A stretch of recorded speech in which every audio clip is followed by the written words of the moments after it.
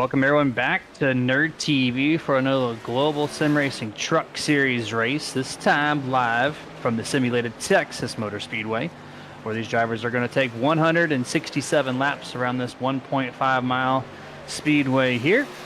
Weather on the left-hand side of your screen now is 74 degrees Fahrenheit, 48% humidity, clear, and 11-mile-an-hour winds. That's probably the most we've seen at a mile and a half plus. So that could play a factor here as these trucks do get loose off of turn 4. We've seen that through the Cup race today and throughout the weekend. So that could definitely play a factor here this evening. My name is Jeremy Stanley and Jay Swifty on the interwebs. To my right-hand side, joining back for the first time in a few Sundays, Jason Rockefeller. How you doing? Doing good, man. Glad to be back over here on the Global Racing League Truck Series side of things. Been really busy with work, but hey, I got out just in time today to obviously call this race. Really looking forward to it. Been looking at some of the past recent results from a few weeks that I've missed.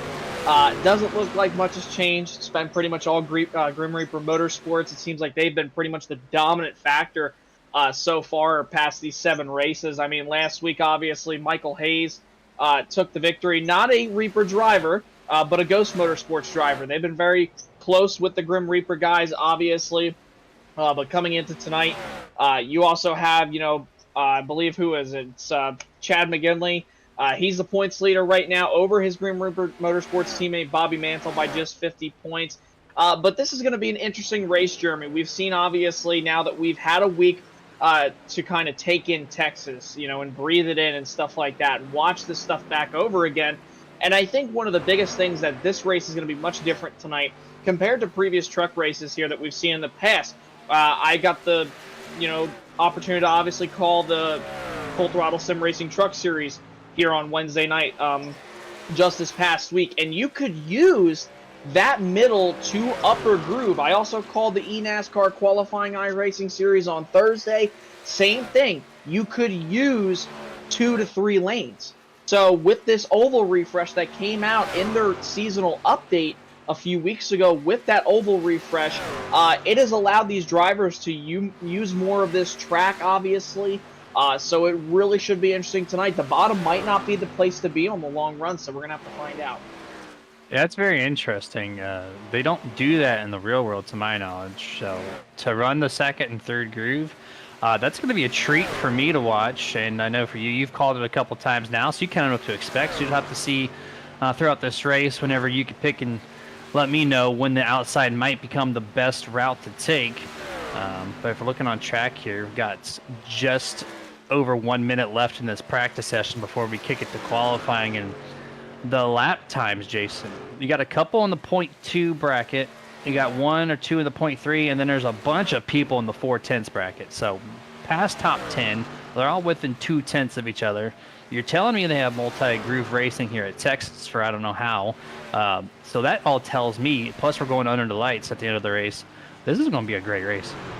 Yeah, I mean, more than likely, McGinley, Hayes, and Mantle. By the way, that's Stephen Hayes, one of the drivers who actually won here just last season, actually. He is the defending race winner, I believe, and yes, he is. He's the defending race winner of this race, currently second in practice.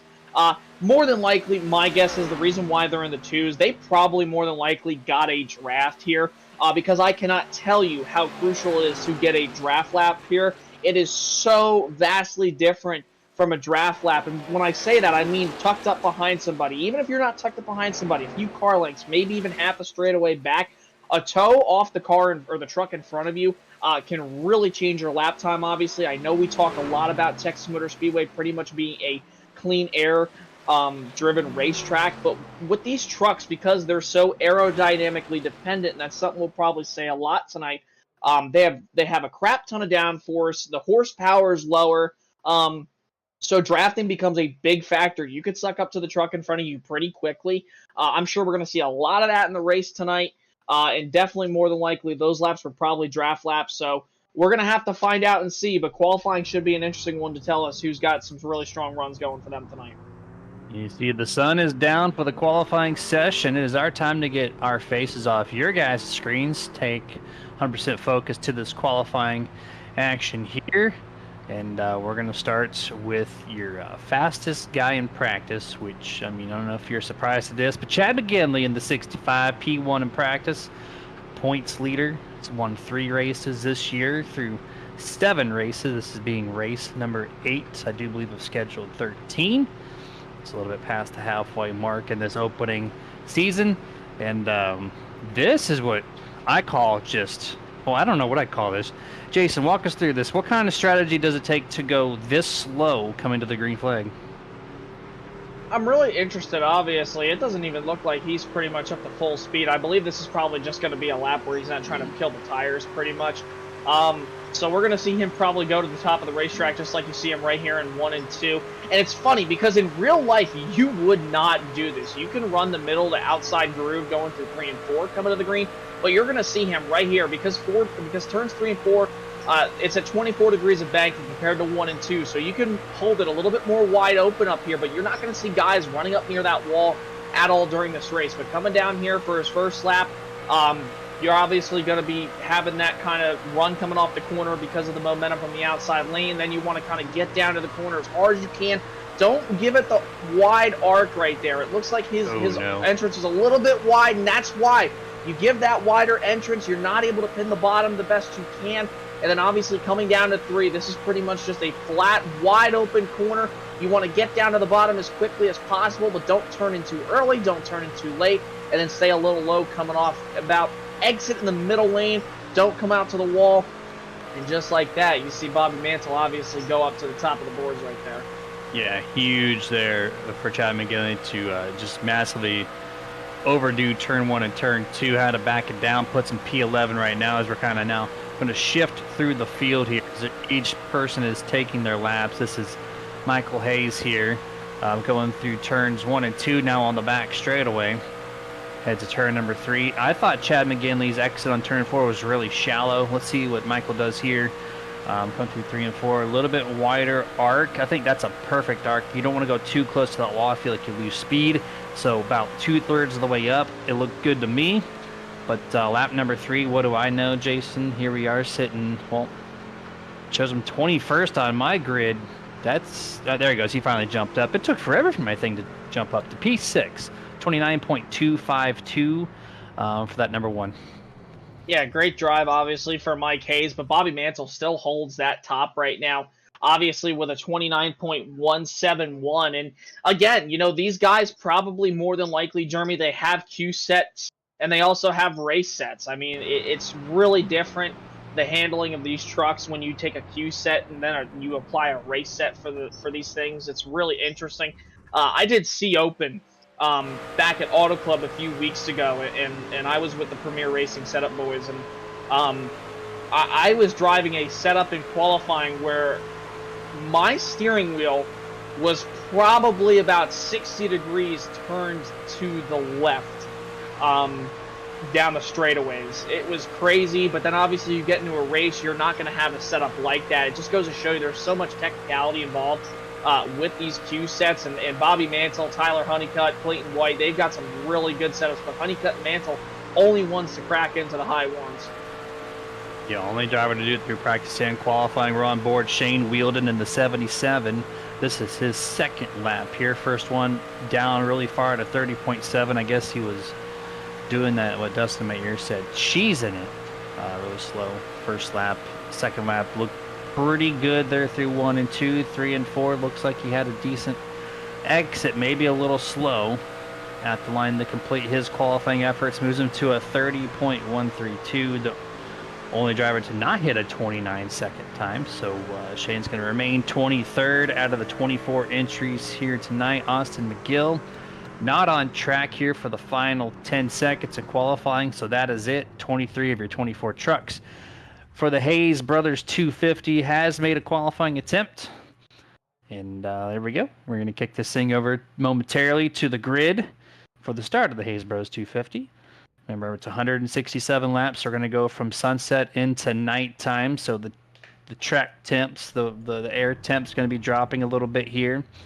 I requested Dustin to do a walk the grid, but they're staggered, so I don't know if he can produce that. But here we go for the starting order for the Hayes Bros 250. There we go. Look at this camera work. He's got it. Bobby Mantle going to be P1. Tyler Honeycutt going to be starting in second place. Clay White, new name to me, going to be starting in third. Fourth place, Stephen Hayes. Fifth rather, be Joshua Slade. Sixth place, J.J. McCoy. Seventh, Michael Hayes. Eighth place, Stephen Knight. Ninth, Patrick Gintier. And 10th place, Bradley Miner. Top 20 going down the running order. Row number 6, you'll find Danny White and John Howard in the 78 machine. Row 7, DJ Honeycutt and Michael Lester Sr. in the number 6 machine. Row number 8, Ron Holmes in the 33. Adam Thompson in the 71. Row number 9, Chad McGinley, very, very fast recently. We'll see what he can do. Justin LeBlanc in the 85. And rounding out your top 20, Mark Sherwood in the 12. And Kenny Heath in the number 5. And then the final 4 drivers in the field, Ron Harrington in the 57, Michael Dow in the 22, Shane Wielden in the 77, and Austin McGill, like I said earlier, the last and only truck to not post time. We'll be starting in 24th place, and that is your starting lineup for the His Bros 250. And Dustin's going to walk back up the grid before these trucks roll. Here they come. Dustin, you might want to move yourself. There you go. Okay, he can fly now, apparently. He's got that drone that just shoots across. And there we are. We're going to take one pace lap around this 1.5 mile track. Sunset is almost complete here at Texas. Almost mimicking the railroad. It's almost 8 o'clock on the server, 7 o'clock Eastern on my time. So just about a 2-hour delay between their time and the real time. And Jason, you mentioned the high side. I've not seen it utilized too much. I've not seen any races this week on the sim world. You've seen 2 of them. Does the outside, or at least the middle groove, does it kick in later in the half of the run, or are they able to use it early? Oh, you can definitely use it early. You're going to see pack racing tonight, just like you saw in the truck series here, obviously on Friday night. We saw that in the eNASCAR qualifying iRacing series. On Thursday night, we also saw it for the Full Throttle Sim Racing Points Truck Series here on Wednesday night as well. So it should be interesting. You could definitely use it. But the thing is using that outside lane, you just have to have that momentum coming off the corner. Some guys, they're going to feel probably more comfortable up in that second group. Others are just going to want to stay on that preferred bottom lane. So it's really going to be about comfortability, where your truck handles the best, obviously. You're going to see a lot of guys probably use that outside a little bit going through 1 and 2. Remember how sweeping that corner is? Well, make sure you don't get too high up out of the groove, because you'll find yourself in the wall before you know it.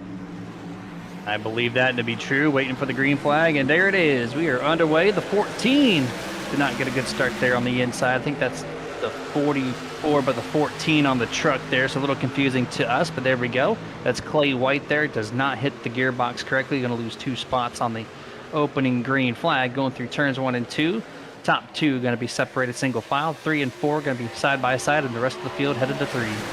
Yeah, Bobby Mansell got a good restart, but Tyler Honeycutt right on his back bumper now as they head into 3 and 4. This time 2 trucks outside there. That's the 13 of Stephen Hayes, and also right behind him the 79 of Steve Knight. They come to the line this time by Bobby Mansell will lead the first lap. But you can just see everybody starting to kind of spread out going into 1 and 2. Look at, a little bit of contact. The 14 slides up into the door of Stephen Hayes. They're all able to gather it back up there. Near incident going out of 2. Clay White a little too strong on corner entrance, slid up the track, hit 13 Whataburger truck of Stephen Hayes. They keep it going straight. Top 5 single file back behind them 2 by 2 for the next few positions here. Little 3 truck breakaway going to turn 1.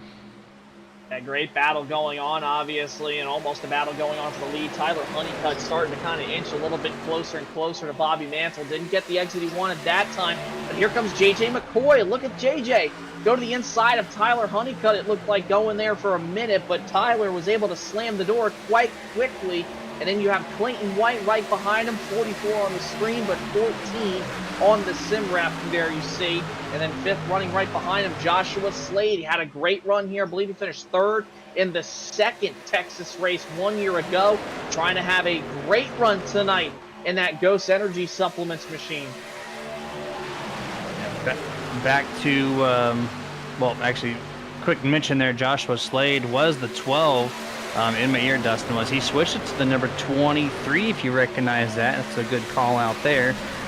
I don't know if 1 + 2 = 3, so they just kind of shift the numbers around there, but Kicking it back a little bit to the Hayes brothers. The one did outperform Steven there going through that final lap, able to take that sole position of 6th place. So they're all single file except for a new pass effort for the top 3. Here comes the 64 strong on the bottom here as they go to 3. Yeah, that's Danny White trying to make a move right now on Steve Knight, who's dropped back a little bit, was inside that top 5, but just can't get there right now as they head back into turns 1 and 2 this time. 64 trying to get clear of him back into 1. It looks like he's going to, but look at him slide up the hill in the 79 of Knight. Tried the crossover move, closes right up to the tailgate, and actually gets a great run on exit coming off turn number 2. They're nearly 3 wide, heading for 3. 2 by 2. Danny almost tried to come down a little too much. Almost made contact with Steven Knight, able to back that down, separate, and now here comes 78 under the 46 of Bradley Minor, trying to get 2 positions in 1 lap here as the race lead now goes side by side into 1 to 2.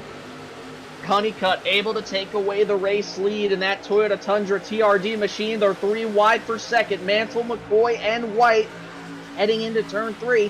This time by, almost contact made between the 14 and 22. You got to be careful pinching somebody down onto that apron. It is very, very easy to get pinched down on that apron, slide up, and wipe out the competition next to you. You got to be careful, but here comes Clayton White moving up to second while he still battles with McCoy back to 2. Got to keep your race clean here, being their first one of the season, I do believe. Going to make a strong effort at this. JJ McCoy with a crossover, threads the needle, is going to go to the inside of the number 20, Tyler Honeycutt. This is for their race lead, opens the door for Clay White here to take over second after to come off of 4. 2 out of the 5 drivers inside the top 5, 1 through 5 are Grim Reaper Motorsport drivers, and second, third, and fourth go to Ghost Motorsport drivers. Clayton starting to close the gap back up to JJ McCoy. McCoy made a great move, Jeremy, coming off turn number 2 to get to the inside of Tyler Honeycutt. Got to his door and just blew them off coming off turn number 4 there. Great move by McCoy. There it is on the Nerd TV replay. Had some help from Clayton White coming into turn number 3, and then JJ McCoy just set sail in the race lead. Tyler Honeycutt now goes all the way back to 5th. Single file now through the top 5 through 1 and 2 on lap number 10. The 89 backs it up. Bobby Mantle going to give a 5 to 6 truck length separation over the top 3. Here comes Clay White to the inside of JJ McCoy. Has the nose, has the position into turn 3. Inside preferred groove, it looks like so far in this event. And he's going to take sole possession, leads his first lap of the year. Yeah, great move by Clayton White. And you could just tell, Jeremy, honestly, you know what? I take that back. You can't even tell. You wouldn't even know if this was the last lap or not, because these guys are racing like it's the last 10 when they've been racing the first 10 laps here instead of the last 10. Great moves. Whoa, big move right there from Joshua Slade to the bottom to block JJ McCoy, who tried to put it down on the inside. Nearly went all the way to the apron. You see Bobby Mantle back there as well. He nearly slid up into the center of 3, opened up the door for Honeycutt now, who closes right on the rear tailgate of him entering turn number 1 to the inside.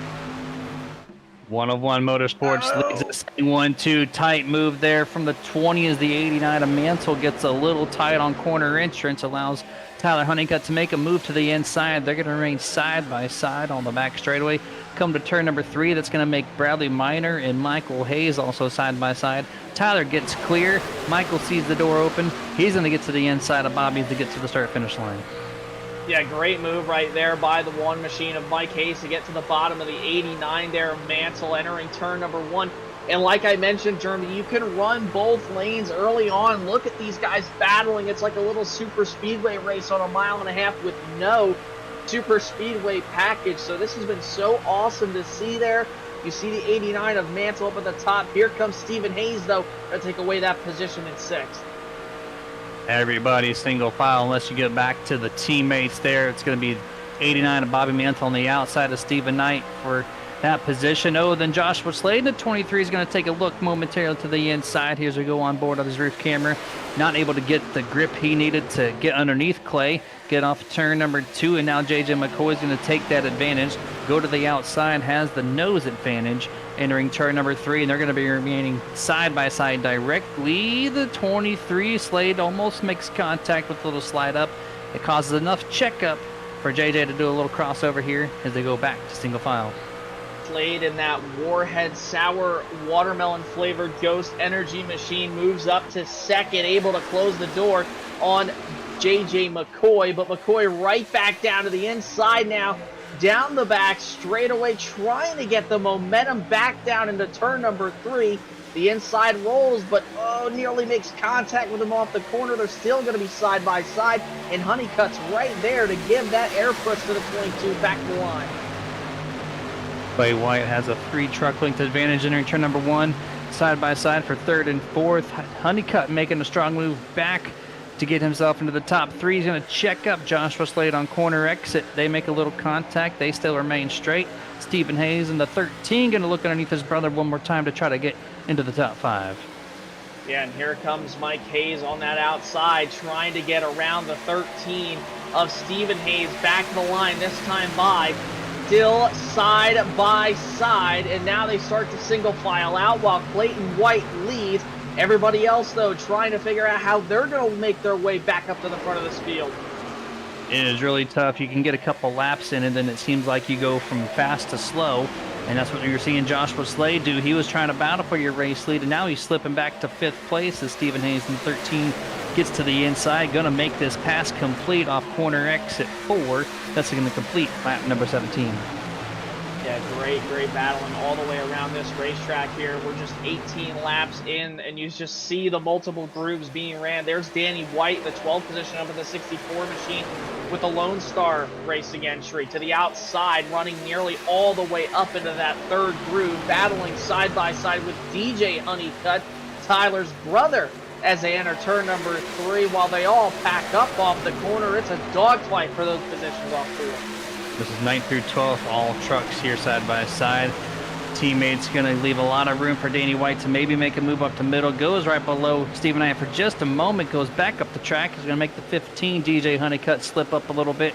Now he's under fire by the number 78, John Howard, down the back straightaway. Those guys almost go single file. Honeycutt's going to make that move once more to the top. Chad McGinley, rather, takes a spot from Stephen Knight on 3 and 4.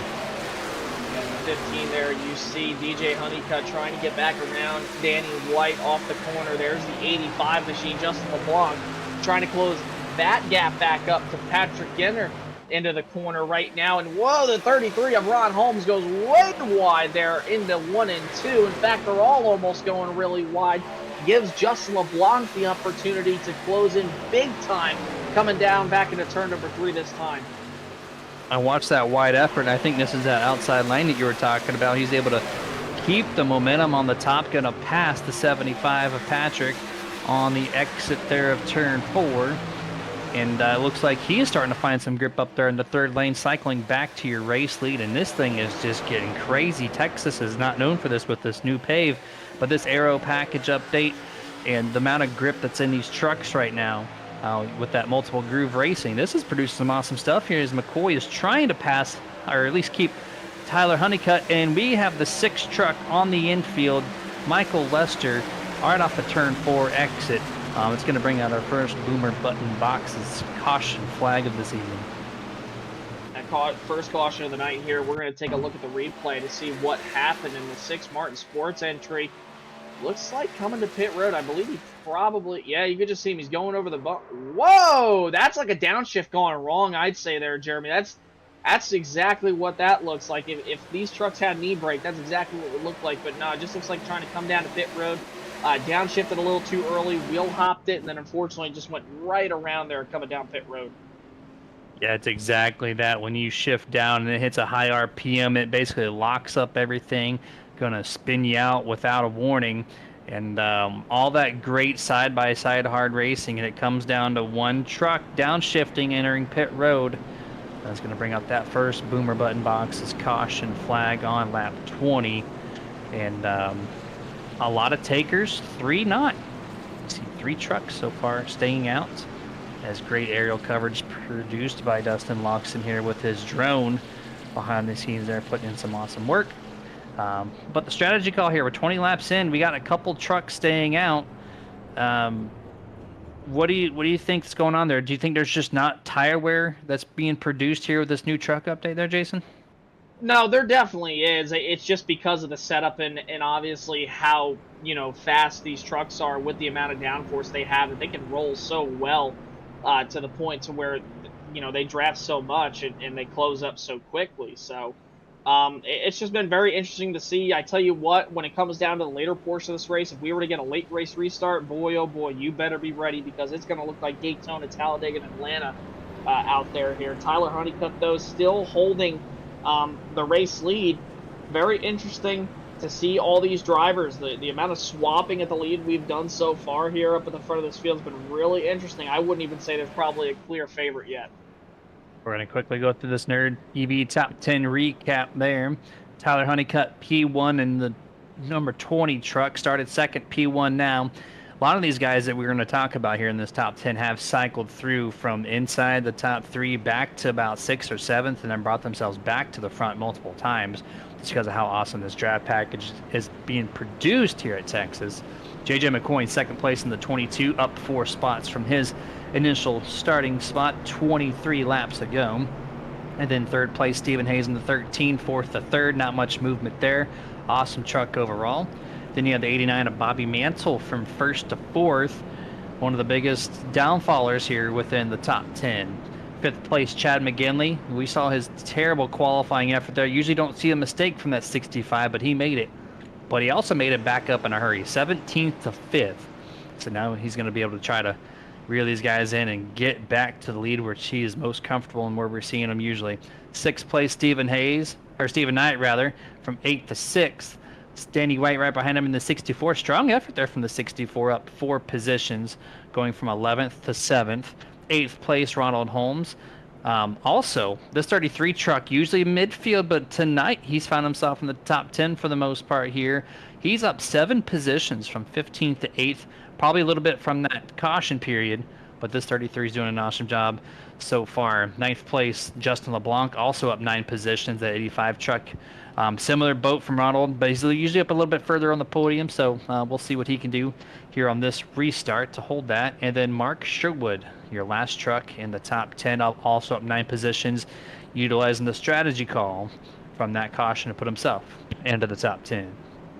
Yeah, really cool, obviously, to see all these drivers up here into the top 10. Also, quick congratulations if you missed it. Chase Elliott just picked up his first win in 42 races in overtime at Texas, outdueling Ross Chastain, bringing out the final caution on the back straightaway with 1 lap to go, getting spun out by William Byron. So congratulations to Chase Elliott. He's locked in now to the NASCAR Cup Series playoffs. I'm really interested, though, right here to see, Jeremy, how this restart's going to go. Obviously, some of these guys up at the front on older tires. What is this going to do to the racing? How will Tyler Honeycutt attack turns 1 and 2 with these older tires? The 13 of Stephen Hayes, he's been very aggressive as well. JJ McCoy as well. I mean, honestly, Jeremy, you could probably say this entire top 3 rows, 6 drivers, have all been very aggressive so far on this racetrack. And look at all those spoilers. That's one thing I love about this series, is you could tell which team somebody's on based on the color and the logos on their spoilers. And look at 4 of the top 6 are all Grim Reaper Motorsport drivers. You have Stephen Hayes up there. He's from Lone Star Racing. And then obviously first place there, Tyler Honeycutt from Ghost Motorsports. So this is going to be a really interesting one. It's 2 against 4 pretty much. And then obviously right back behind him, you have another Lone Star driver and another Grim Reaper guy. So going to be an interesting restart, to say the least. Yeah, I kind of want to take the inspiration from the team logo being all over the rear spoiler. Definitely makes it easy for us to figure out, and for you guys watching, what driver is on what team here. But pace car is down. We are back to green flag. Tyler Honeycutt with an excellent restart. You see him at the line 3, truck links ahead of the 13, Stephen Hayes, who's now going to clear the 22. This the quickest I've ever seen this field go 10 trucks deep, single file. They're not even into turn 2 yet. They get off corner exit turn 2 now. Let's see if anyone's going to try to make a move here, especially those guys with fresh tires. Yeah, we're going to have to find out. Here comes that 14 machine, Clayton White, down to the inside of Ron Holmes, who falls back tremendously going into 3 and 4. Mike Hayes, the first car that's the highest with the freshest tires that pitted on lap 22 in the number 1 machine. There goes Ron Holmes, still continuing to fall back. on those older tires. Mark Sherwood in the number 12 machine. Same could be said for him. They're 3 wide coming off turn number 2. They're 4 wide down the back straightaway now. Oh, hang on, boys. This ain't going to work. Something's got to give. In the 71, though, Adam Thompson gives up a little bit, got pinched, and he's going to fall back through a couple spots and nearly chops off Ron Harrington in the 57 machine. There is tons of track space here at Texas. You could have done it, and I'm not saying performance-wise the top guy was going to do anything with it, but they could have done it. But Adam Thompson gives it up and then some, loses about 5 positions maximum by just checking up so much there. It's 3 wide. This is definitely a product of taking fresh tires versus a bunch of people not. You're going to see a lot of different movements here throughout this field that you typically wouldn't see, just because the urgency is there to get around the trucks with the much more tire wear that's been produced through 20 laps. So here we go, just kind of looking over the whole entire field. The 14 or 44 on the scoring board, Clay White. He's getting some tremendous help here from the 20 of 3 of Slade down the back straightaway heading to turn 3. Yeah, Clayton's now got that inside advantage here. He's going to pass Danny White easily on the bottom of the racetrack there with the 23 machine of Joshua Slade right back behind him. Those 2 drivers from Ghost Motorsports trying their best to obviously get back to the front. They are the 2 who have the freshest tires, and oh boy, almost an incident right there.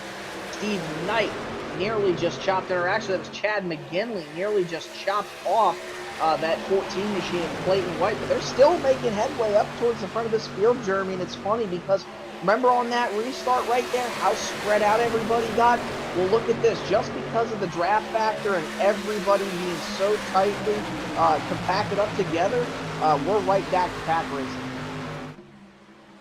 Yeah, this is an awesome race here through the first 30 laps of this event. Over 130 still to come.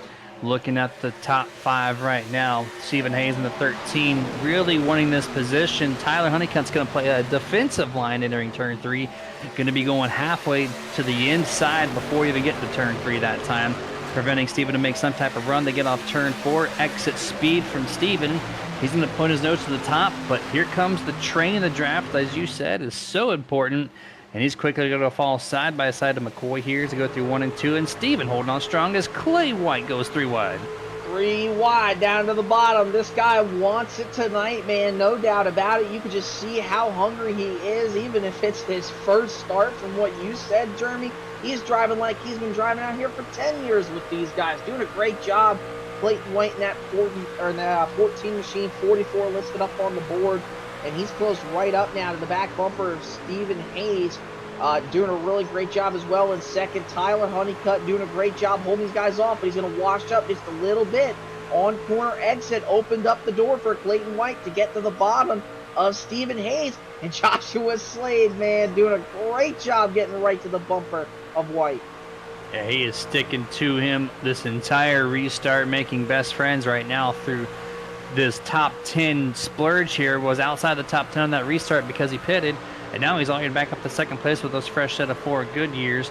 And here we go for the final position to be passed in about 10 laps since the restart. The 14 or 44, either way, Clay White back to the point here, not bringing Joshua Slade this time, as Joshua's going to maintain behind Tyler Honeycutt here on the 20. They get through turns 3 and 4 here. Clay's going to have that run on the top. Going to go single file more than likely. And then here comes the 78 of John Howard making some good moves. Puts himself into top 5. Stand corrected. So 3 out of the top 5 right now are one-of-one motorsport drivers. That being the 44 of Clayton White, the 12, or rather the 23 of Joshua Slade. And then I believe it's that 75 of Patrick Genter. In that number 75 Tide Ride machine, obviously, or maybe it's the 78 machine. Hard to tell because Ghost and one-of-one both have the black rear spoilers.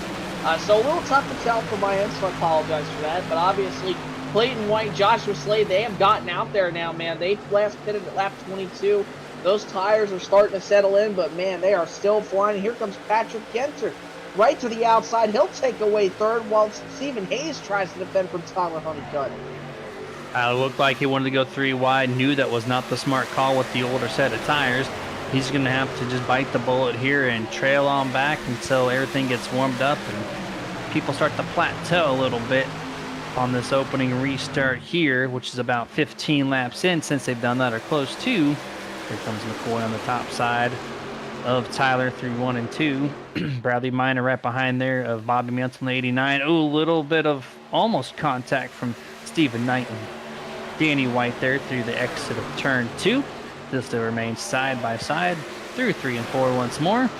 And it's going to be a dead heat between these two coming to the start-finish line.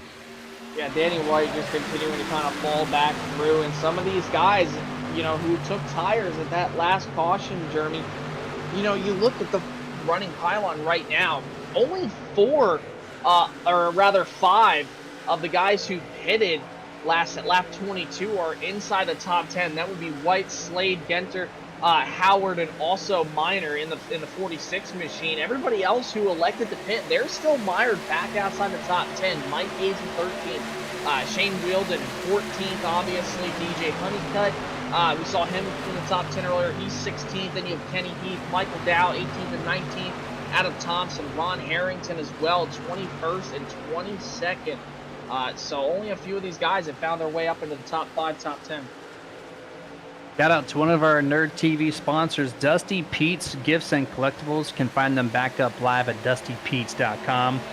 They're a hobby store with a whole lot more. They're based out of New York, and Dusty Pete's should be your one-stop shop for many things nerdy, with collectible trading cards, action figures, plethora of comics to choose from, anything nerdy. And I mean, they even got NASCAR stuff too. They support the sim community a lot, and they know there's some NASCAR fans as well, so they support them also. So if you're looking to kind of just up your game on the nerdy side, head yourself over to dustypete's.com and shop. Just pick out anything that you want, throw it in your shopping cart, and see what it looks like there. You will not regret it. It's going to be super nerd at checkout also for 10% off. Definitely won't regret going over to Dusty Pete's, no doubt about it. So much stuff over there, and there's also so much great racing going on all over this racetrack. You see going to the outside now, Tyler Honeycutt is Brad Minor, one of those guys who I mentioned was just inside the top 10 on those new tires. He's now moved up into 7th. Tyler Honeycutt seems to not have this long-run truck. Now, give or take, 5 of the guys inside the top 10 have taken tires, and Tyler Honeycutt is seated 3rd. Right now, out of the drivers who have it, he sits in 8th, but 3rd out of the drivers who have not pitted yet. But still, it doesn't look like Tyler's truck is handling all the best on the long run compared to Stephen Hayes and also JJ McCoy. So this could be very interesting. Tyler looked like he had a really strong short run truck, but this long run speed in this number 20 machine, it's definitely not all there. Yeah, a little bit of fall off here as the top 5 have kind of separated themselves. Top 4 really. Big gap of almost 2 seconds, actually a little bit over 2 seconds that last time by. So things finally have kind of spaced out with that strategy of not pitting versus pitting. Clearly the pit stop to take the tires was the call, at least momentarily. So the top 4 just all on a zip code of their own at the moment, dropping to the second part of the field. The 46 Bradley Minor here in 6th place, right in front of Stephen Hayes in 13, as you got the iRacing iFlag track map there on your upper left-hand side of your screen. And just about half the track, Jason, is being utilized so far. Yeah, and when we look right now at obviously the 46 of Brad Minor, he has made his way up into the top 5. So the first top 5 trucks all pitted at lap 22. The next set of drivers who pitted at lap 22 that you'll find is still Shane Wielden and Mike Hayes sitting 11th and 12th outside the top 10. They're duking it out right now with Chad McGinley and Danny White back there, as you see the one of Mike Hayes try to get down to the bottom there of Danny White. He's trapped up top. Right behind him, give Steve Knight as well. He has not pitted, so Jeremy, looks like the right call by these guys to come in and take the tires at lap 22. Yeah, absolutely. It is definitely set the precedent. If you need those tires, I am really surprised to have 20-plus laps come down pit road and have the field not take those tires. To me, I thought that was a no-brainer, but like to see people trying different things to try to put themselves into a position. Maybe you stay true to a strategy. You come into this race with your team and you go, you know what? We're going to do this. We're going to pit on this lap no matter what. They're going to stay true to the guns. No audibles being called.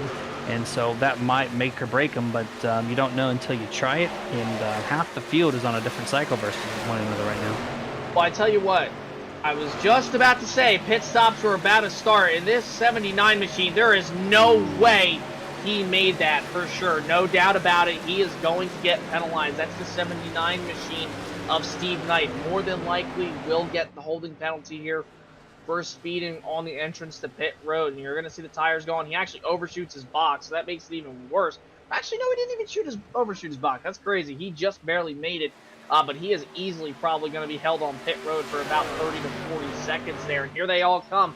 I was about to say, and the reason why these pit stops were going to start happening was because in the eNASCAR qualifying iRacing series, had we not have had the cautions early, this race would have been, or that race would have been a split in half race. It was only 100 laps. Drivers said the fuel window at max was to lap 50. So that's why you're seeing these guys come into the pits now. They're right on the number. This is going to shake up things really, really big. Yeah, 100% there. I do believe you're correct. The 79 is being held at the line at 62 miles an hour. Pit speed is 45, so the almost 20-mile-an-hour difference. iRacing, you can fake it out by dropping down speed quick, going a little bit under, average out that time sector, but not the case for Stephen Knight. He gets the 40-second hold. That's going to put him multiple laps down here in this event, and the way the green flag laps are taken away, Jason, I don't think there's much recovery to be had from the 79. Yeah, I don't really think so either. I mean, he's going to need a caution. He's going to need that Lucky Dog Award quite a few times, obviously. Still on pit road. You see those RPMs all the way dropped. The engine is completely off for the number 79 machine. Heartbreaker for him, but hey, that's the price he wanted to pay coming into pit road. It was a very late entrance to pit road there. Sped clearly coming down, and obviously he's going to go multiple laps down as we nearly have a battle for the lead here between Slade and White. Ever since that restart happened almost 30 laps ago, Clay White and Joshua Slade has not been more than 3 or 4 truck lengths separated, and they have still remained that up to this point. Your two trucks battling for first and second. You see third and fourth. That's a second and a half behind these two here. And then they have another 4 or 3 second gap between them and the next truck there, the 46 of Bradley Minor. So top 5 is just widely separated here after the second round of pit stops. As Stephen Knight in the 79 has backed out of the session, so he has put up the wheel, called the night, our first DNF of this evening. And here comes the 64. Bradley Minor going to find his virtual crew members. And here comes Danny White machine, number 64, down pit road. Other drivers coming out right now. Wheeldon, LeBlanc, Sherwood, all coming out this time. I think Danny White is the last driver to pit, and he is. So he's going to pit from about that 10th position. Everybody else ahead of him pitted at lap 22. So going to be quite a little ways away before we start seeing these guys come down pit road. Yeah, it's going to be cycled around, so we're going to see, if it goes green the whole way at this point, we're going to see a lot of, hits just throughout the whole race because they're not on the same strategy. So, I mean, it's going to take 15, 20 laps. You'll see another group of trucks come down, and it's just going to rinse and repeat. Here's 64. It looked like maybe he was coming back down again, so maybe a little bit of penalty from Danny. Actually, that's pit exit. I'm sorry. I had that all mixed up on my end. He's on pit exit here. We're good to go. Apologies there. But Clay White still leads this thing. Got now a 2.5 second lead over the 75-78, which it's great to see John Howard and Patrick Ginter running inside the top 5, as now only 9 trucks, Jason, inside the lead lap. And you see them now heading through 3 and 4, rather big moment for the 78 there, coming off corner exit there. John Howard, Patrick Ginter nearly got into the back window, sent him up the racetrack. And now he's going to pass him for position. That is for third. While Howard's still powering back on the outside, but he doesn't want to get too high on corner exit. Don't want to hit that wall, but a great surge of momentum off turn number 2. He's going to be able to clear that 75 machine, and he'll go right back to third. Yeah, just kind of watching them as they're really spaced out. Going to shout out to one of our partners, newer to this year, Victory Fuel flavored electrolyte water, the official hydration partner for the Nerditudes. Victory Fuel has a load of electrolytes, absence of caffeine, and low sugar content, which makes the perfect drink to keep you hydrated and energized. Victory Fuel contains no artificial colors and is packed with daily vitamins to support your overall health. The best part, it's also kid-friendly. Being caffeine-free, it makes it the perfect hydration drink for the entire family. Get Fueled to Victory today at drinkvictory.com, and when you check out, use Super Nerd for 10% off your entire purchase. Slade is just running right behind Clayton White right now. He's been, I think, right there, Jeremy. He's had the ability to pass this number 14 machine, but he hasn't really taken it. I don't know if he's just saving tires a little bit, even though obviously they have to pit. You'll probably see them come in around the lap 72 to 75 mark, I would say. So, I mean, he could be saving a little bit of tire just to try to make sure on the tail end of this green flag run here, maybe he'll set up a pass and then possibly run the 14, down, and then obviously just try to pull away here. But this is very interesting to see. Two completely different strategies, guys who pit on lap 22 and then guys who pitted between lap 47 all the way to 51. Yeah, great spacing amongst everybody. You see three teammates on your screen right here. From Grim Reaper, nose to tail, they came down pit road together. They exited pit road together, and they're doing what they can. Remember, draft, as you said earlier, it's huge here at Texas, especially with this new aero package. And having these three trucks right now linked up together, they're not battling for the race lead by any means. They're the first trucks one lap down, but they're carrying the most speed on the track, not racing each other and just kind of taking away lap time. So this is the only thing that's going to do is help these three drivers individually, as we still have over 100 laps to go in this event. I think this is a great time to kick it over to our first picture-in-picture commercial break. We'll be back in just a few laps.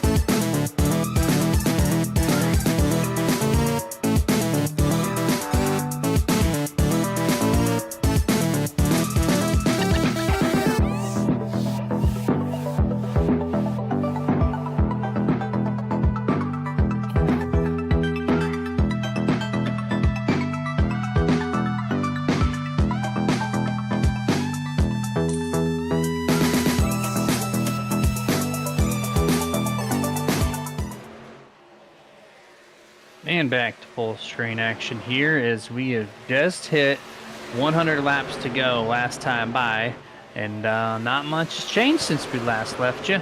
You're starting to see some positions passed here from these 3 Grim Reaper trucks at the start-finish line this time, but still remain 1 lap down. But they are getting pretty close, Jason, to that race leader, Clay White here. They're within a quarter of a track, and they're just slowly but surely making their time here with the draft that they're keeping up with one another. Yeah, they're trying the best they can right now, but I just don't see them really getting anywhere. Obviously, it's a 4.8-second gap from John Howard to Joshua Slade, and then from these guys on back, they're just so spread out. Let's take a look real quick here at the track cam presented by iRacing iFlag. You can just see how spread out these guys are. Remember, Jeremy, before the green flag pit stops happened, they were about a half a track packed up together. Well, now they're almost covering the entire track, so you got racing pretty much at all ends of the racetrack until you get about from the leaders all the way up to that last place driver that's coming around in turn number 1 right now. So everybody pretty spread out. A caution would definitely affect this race big time, but still been all Clay White up at the front of the field. Yeah, if their caution were to fly right now, it would be huge for a lot because everyone would come down pit road, I would imagine. But you have 8 on back that are also all 1 lap down. So if they have to come down pit road, it's the number 5, Kenny Heath. That looks like he got really loose on corner exit. He was actually loose the corners prior in turn 3 and 4. And he's not comfortable through 3 that time there. Almost makes contact with Bobby Mantle in the 89. Gets to the front straightaway here. Looks like momentarily back and good to go. But yeah, if the caution were to fly, that would put a lot of people stuck in that 1 lap down spot to try to force himself for a lucky dog. And that would spice some things up.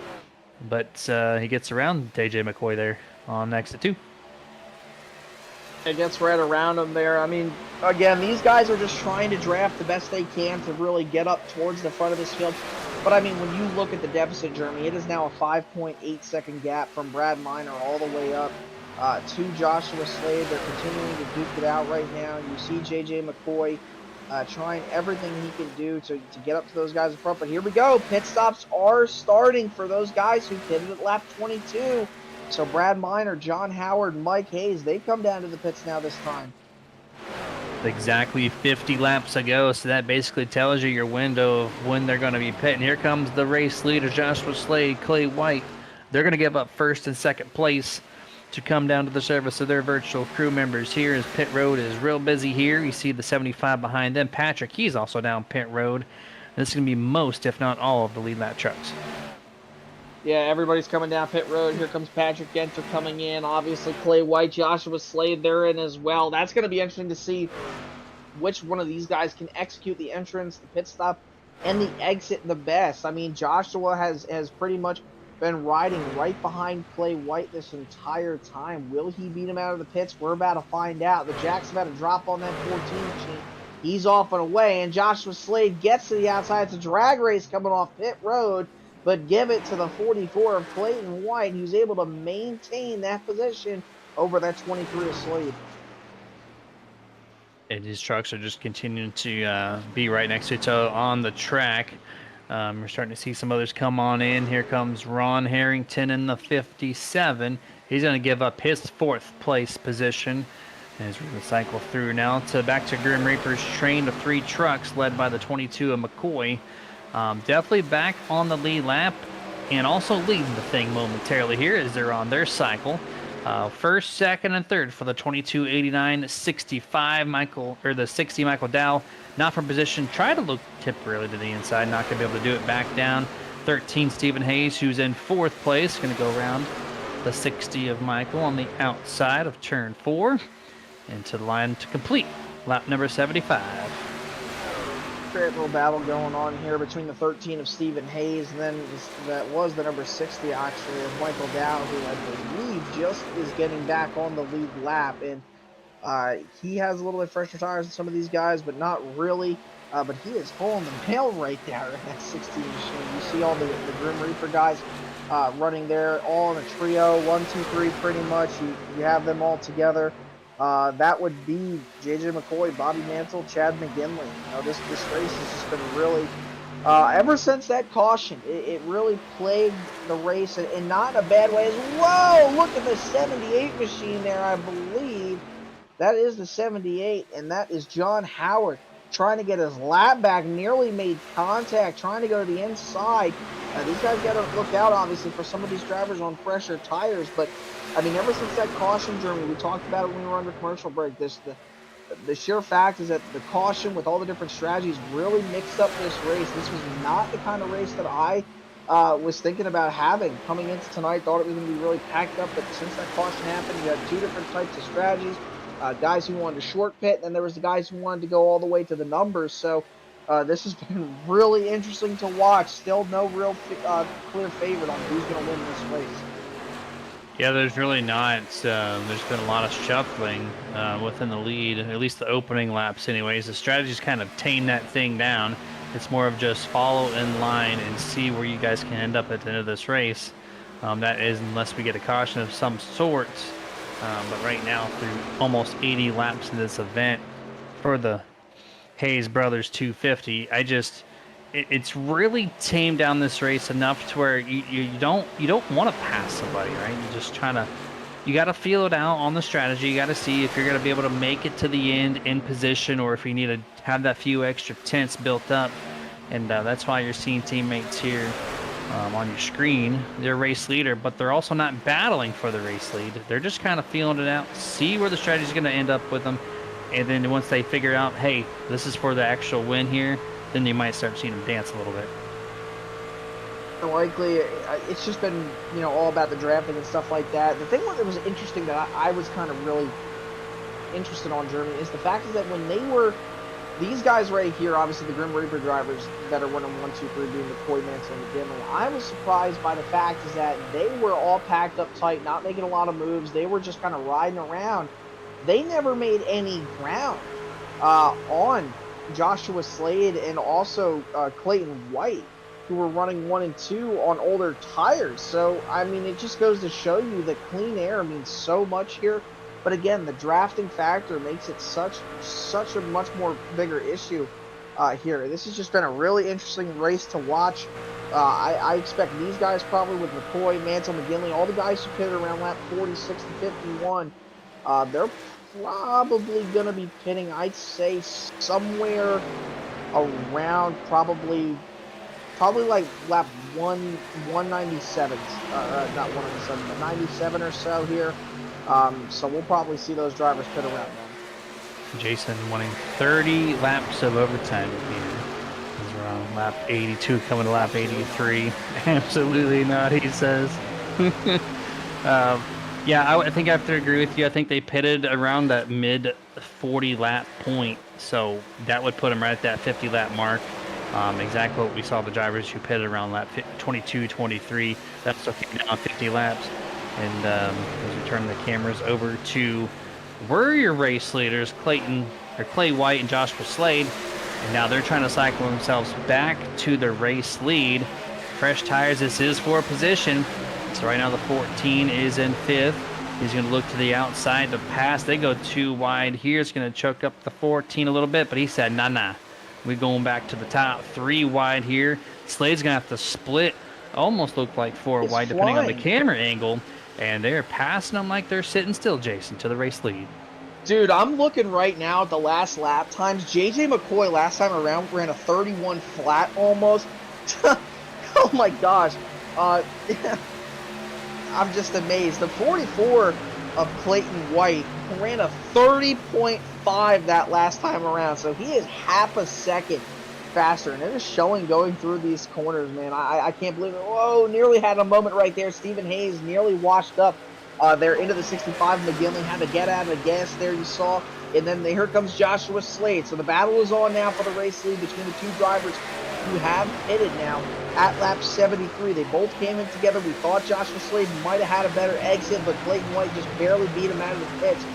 That could be possibly a race-winning move. So you're going to have to do, more than likely, trying to do some math right here. It wasn't my strong suit in high school. So more than likely, you're probably going to have to pit another time, I'd say, because I mean, Yeah, it's looking like you're probably going to have to pit about 2 more times, maybe depending on if there's a caution that falls on the racetrack. But again, we're going to start seeing these guys here probably pit within the next 10 to 15 laps or so. That pit at lap 47. So if they pit at 47, it puts them down pit road in the next 10 laps at most. 50 laps from that is about 140 range. So yeah, at this moment, you're definitely going to be pitting 2 times and then going through almost a half a cycle to end the rest of the race. And we'll report there that Honeycutt did slap the wall slightly off of turn 2, I believe. It's a good catch there by our producer, Mr. Dustin Loxton. Doesn't get enough shout-outs at all because I'm terrible at shouting out his name. But no hard feelings there, at least from my end. But I'm biased, though. But here we go. Do they even shortcut, Jason? They know they have to pit twice based on the math, right? Just presented. And then they have an additional 20+ laps. They could technically pit a little early on this stint and still have enough to make it to the end on 1 extra stop. So do you just ride the thing out, or do you do what the 15's doing right now coming down pit road? I'm trying to do math right now on my phone, man. I'm trying to put together a spreadsheet for you as I'm doing this right now because it's interesting because we don't really, and I know obviously we were probably all expecting that drafting type race coming into tonight, but it's just interesting because of the way that caution flew around, the later portion of the 10s.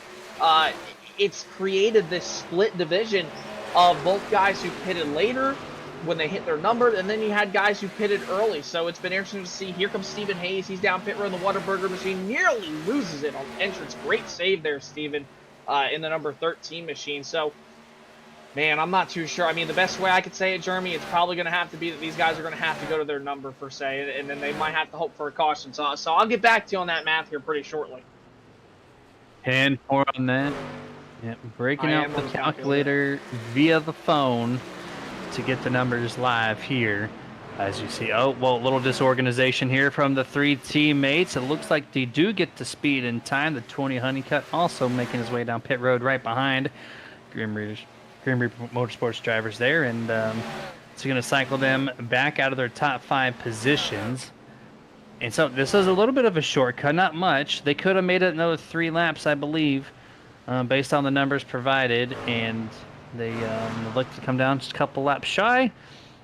So put them in that 1 pit stop range. The leaders now, Clay White, Joshua Slade, they pitted around lap 70. So 50 laps is about 120. And then they can go the rest of the way also, just by a little bit. So I think this will be everyone on 1 stop left. And I think I delayed it long enough for Jason finally has the numbers. All right. So let's do a little bit of math. Math with Rocky. Here we go. All right, so the guys who pitted on lap 47, if they go the full fuel distance run like you're starting to see, they're going to pit around lap 97, somewhere around there, obviously. But we've already seen some drivers come down to the pits even earlier. But then if you were to take 97 and go another 50 laps, they can go all the way to 147, and then they're going to have to pit. Now, the thing about that is that they're obviously going to have fresh tires come the end of the race if this entire thing goes green. But for the guys like Clayton White, Joshua Slade, Patrick Genter, who pit at lap 73, they're going to have to pit at lap 123. They can go the rest of the distance because you wouldn't have to make another pit stop until lap 173. But obviously, this race is only 167 laps.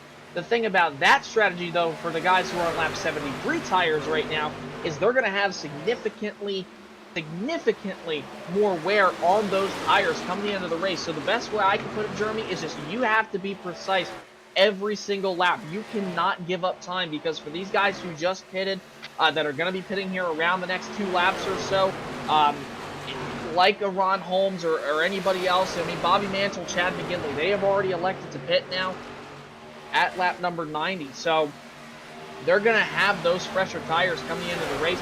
It's just going to be a matter of if this race goes green, will they be able to catch drivers like Clayton White, Joshua Slade, and Patrick Genter and Brad Miner if they do go the full distance. There you go. Numbers by Rocky here. And Jace, I don't know, since you're working the numbers so much, I don't know if you recognize, but this yellow spoiler group was 3 trucks deep. What happened to the third one? They got 2 right now. Just Chad McGinley and JJ McCoy. Looks like they have lost one of their members. I don't know when and where. To see Mantle in 89, who is a little bit ahead of these guys. I don't know what the difference was, but Mantle, half a backstretch ahead, somehow had a much better stop than the other two teammates and has a little bit of a breakaway. As you see, another one of the drivers, Ronald Holmes in 33, coming down to the pit stop this time by. Yeah, here comes that 33 of Ron Holmes. He's been kind of all over the place tonight there, taking it to the pits this time. But here are these two drivers, the 65 machine, obviously, and that number 22 machine of JJ McCoy. They are back there right now, but they just pitted at lap 90, so they're trying their hardest to make sure that they can go the full distance. Again, we're just going to have to see how this shakes out. Here comes the 71, Adam Thompson from Ghost Motorsports. He's into the pits this time. We saw some moments with him earlier. But you know, obviously everybody's still making their rounds of pit stops going on right now.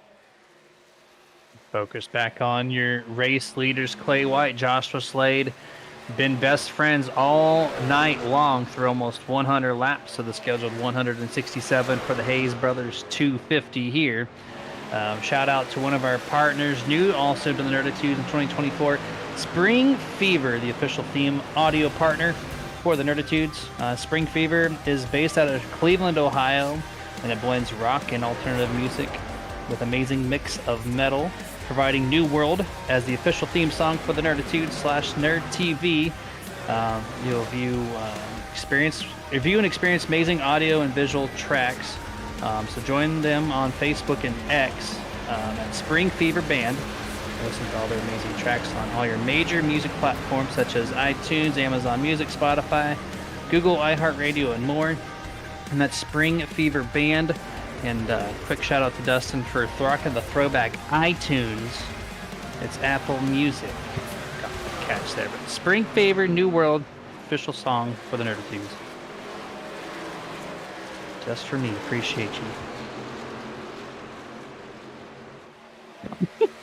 Beautiful skins indeed, and beautiful driving down the back straightaway at the same time, weaving left and right. The number 5, Kenny Heath, looking like Hulk Hogan after a night of drinking there. And here's Ron Harrington's got some damage to his right side of his truck, Jason. Yeah, I wish my mic wouldn't have been on mute because I had some new numbers going on. But obviously, there's the 57 of Ron Harrington coming into the pits right there. Hard hit to the outside wall. That's why you saw the scramble going on down the back straightaway, I believe it was. As he comes to the service of his pit crew right now, Shane Wheeldon Sr., he's coming out now in that 77 machine. So I'm just double checking the numbers right now, and it looks like the Grim Reaper guys, that obviously being the 65 of Chad McGinley, Bobby Mantle, Stephen Hayes, JJ McCoy, drivers who pit at lap 90, they can go until lap 150, so that'll put them about 18 to 17 laps to go on the fresh set of tires. I think that the one-of-one motorsport guys of Clayton White and Joshua Slade have the right strategy. They're going to have to pit at lap 123, and then they can go the full distance. And with the gap we saw in that first green flag cycle that got complete, with the guys who pitted at lap 47, or not 47, excuse me, I believe it was like lap 90 or lap 85 and stuff like that, they never caught Clayton and Joshua. They got about 5 seconds to 4.5 seconds of distance, but they never could catch them. So I'm really liking the strategy by Clayton White and Joshua Slade. It's just a matter of if the caution will come out, and can the Grim guys, when they do pit around lap 50, will they obviously be able to catch them? Because 17, 18 laps, Jeremy, does not seem like a whole lot of time if that's when you're trying to pit. It really doesn't. It's just going to make things interesting to see where the dominoes will fall as we get closer and closer to tonight's finishing order here, which is just over 60 laps away. Looking at your race leaders, last lap by, they had a little 3-wide moment with the 85 of LeBlanc all in the back straightaway. The 85 clearly on fresher tires, zips by them no problem. And then the 70, the John Howard there, first truck 1 lap down, currently 6th place, right behind the race leaders. Would like to get in front of them just in case if that caution were to fall. You'd be just naturally back on the lead lap, no problem. But safely securing the lucky dog spot at the moment, crossing the line to lap 106, getting really close to the 60 laps to go mark. So you know how I said I wasn't good at math? Well, I don't know why I said that 90 could go to 150 because it was actually 140. So it just goes to show you that I definitely passed math with flying colors, and that's obviously sarcasm. So by the looks of it, Grim can go from 90 laps, obviously, when they pitted all the way to lap 40, and the one-of-one guys, they're going to pit here around lap 123 maybe, but obviously they could always pit earlier if they don't want to pit right on the number. But still, though, Jeremy, I mean, you look at it, it's not a whole lot of time for the Grim guys to try to catch the one-of-one drivers of Joshua Slade and Clayton White when they do pit. I still like the one-of-one motorsport guys' strategy to pit at lap 123 if that's what they do plan on doing, and more than likely, I'm about 95% sure that that's what they're going to do. Somewhere around that range. I just think with the dirty air and how fast these guys are going with the off-throttle time, I mean, yes, you could pick up about half a second to 8/10 on fresher tires compared to like 40-lap old tires. I just don't think it's going to do that much of a difference. I really do think that Clayton White and Joshua Slade and all the guys who pit around that lap 73 mark have the right strategy.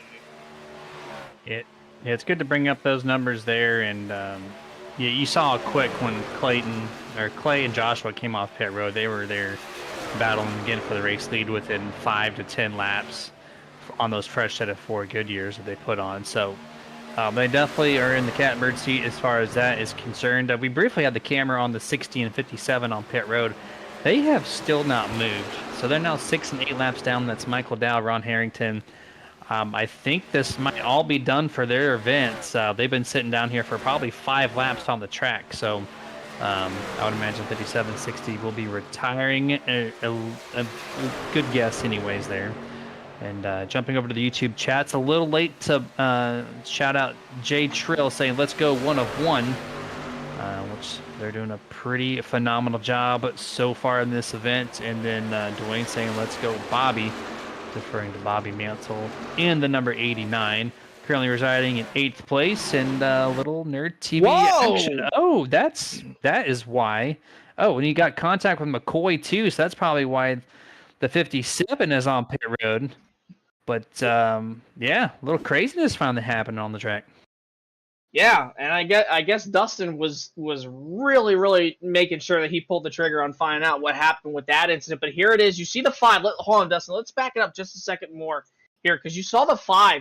He got really loose, I think, coming off the corner, and it all starts going through the center of turns 3 and 4.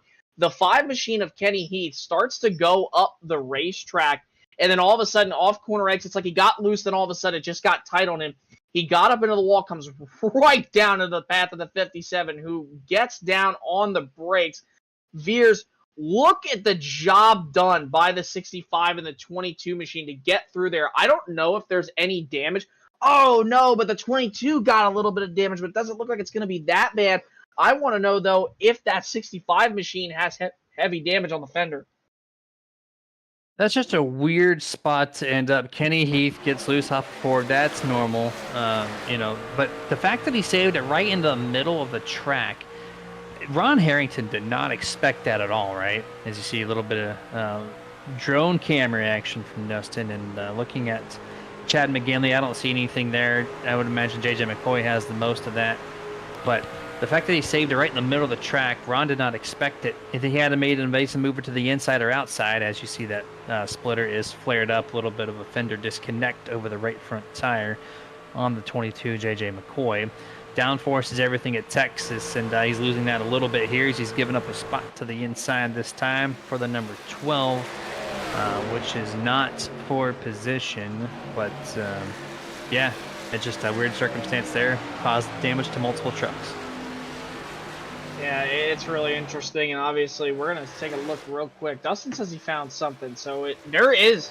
Oh, yeah, so there it is. So there is damage there to the 22 machine. Definitely going to hurt him a little bit, and it just puts him in more of a hole here. So it's very interesting to see, and this race has almost kind of flown by, but we have a long way to go here. Lap 115 out of 167. Still great racing all over the racetrack here. You see the 65 machine there. Of Chad McGinley going to the inside of John Howard in the 78 machine. Now he's starting to pass some drivers that have those older tires. And here's the question that I have is, these guys who put a lap 89 and 90, like you see Stephen Hayes right there, he's the first one on those fresher set of tires. Will they be able to get to Joshua Slade? Because by the looks of it, it doesn't look like that's going to happen by the time they pit. And it's just I mean, they're catching them right now, obviously, but this is not for position. This is to unlap themselves. So by the looks of it, you can already just tell, because these guys are going to be coming to the pits here pretty soon, being Slade and White. You have a little bit of a clear picture as to how this race could end up with the checkered flag. Yeah, this is going to be a pit stop probably within the next 5 to 7 laps from the 23 and the 14, as you see multiple trucks get their spots back onto the lead lap position. This should bring you about 10 or 11 trucks on that lead lap next time by on the scoring pylon. But yeah, currently on lap 117, I expect that 5 to 7 pit stop margin of laps to occur for the top 2 trucks right now, and then that'll be it for them, pending there's no more cautions. But they have to run it all the way, Jason. 167 laps. If they pit around lap 123, that's a 45 lap run, which is almost to the end of their fuel cycle. So they have to extend this one as much as they can, but they're also getting racy right now. You see Slade's currently ahead of Clay White. That happened about 3 or 4 laps ago, and so they're trying everything they can. Yeah, they're trying everything they can right now, obviously, to make sure that they can do what they got to do to obviously get the win. And oh, well, a little bit of contact there between the 13 of Stephen Hayes and the 89 machine of Bobby Mansell going through into the Triola. Oh, they're going to... oh boy, that might be something of a... I don't know what's going on right there. That was not once, that was twice going into turn number 1. So maybe a little bit of frustrations between Bobby Mansell and the 13 of Stephen Hayes in some way. I don't know, Jason. It looked like it for sure. You saw the 13 Stephen Hayes. He actually slid up and hit 89, squared in the door on corner exit 4. Can get to turn number 1, and it almost looked like, at least to me anyways, I could be wrong, I usually am, but Stephen Hayes in 13 took a wide entrance into turn number 1. Bobby thought maybe he was going to go down a little bit there to give him some room for the corner entry, and so they just kind of met together unexpectedly. You see a little bit of blink there from 13 on the back straightaway. He's back to our picture, but yeah, I think it was just a misjudgment, but also could have been a little bit of I'm gonna cut this close style retaliation, and they found each other, but thankfully they did not spin and they stay green. Yeah, they stay green right now, going through the Trioval, obviously. That was really interesting to see. I'm interested to see what's going to happen here when they get side by side again, if they in fact do. Look at this 65 machine of McGinley all the way up almost to the safer barrier, trying to get around this 13 machine. And this is what I mean real quick. This is a total side note here, as Mike Hayes finally comes to pit road. So it looks like he's going to elect to come down 2 laps before that estimated number I gave, Jeremy, around lap 23. So I assume Slade and White, they're going to pit here in the next 2 laps. But the tires have basically kind of just, they've kind of evened out. I mean, I think when this race is said and done, and you get to the end of it, if we do go green all the way, they're not going to find themselves back up at the front, that being the Grim Reaper guys. It's going to be the one-of-one guys, and Brad Miner, he's coming to the pits now, so I assume Slade and White, they're going to be pitting prior this time. I believe us for watching some great racing here in Europe. You called it right on the 14. Clay White's going to go slideways onto pit entrance. Oh, it's the commitment cone after saving it. Great save, but I'm sorry, Clay. Welcome aboard. You're going to find yourself your first pit penalty here. Is we're going to do a little quick VHS rewind. Spent too much time on the transition between the flat and the actual racing surface. Saves it, but hits that cone. I do believe that's going to spark that 40-second pit penalty, which is going to open the door for Joshua Slade to basically take this home if he does do indeed serve that penalty. Yeah, that's going to be an unsafe pit penalty right there. Oh man, just such a heartbreaker for the 14. Yep, there we go. That's everything that Joshua Slade wanted to see in that 23 machine. You gotta feel for Clayton White, but you can't be that aggressive coming to pit road, and ultimately it's gonna cost him the win probably. Yeah, he spent more than a second, maybe 2 plus on that apron transition, and that the suspension yells at you when you do that, and you cannot hold it for that long. And so he paid the penalty on that just by a mere, what, 1 foot distance between hitting that cone and not. That's all it took for him to get that 40-second penalty. It's going to put him a lap down minimum. And still great racing here. Chad McGinley, Stephen Hayes have not left each other's doors for probably 5 laps. But now Chad McGinley's searching, goes really high in quarter entry 3, going to give up the spot momentarily. He's going to look back to the outside with that momentum he gets off of turn 4.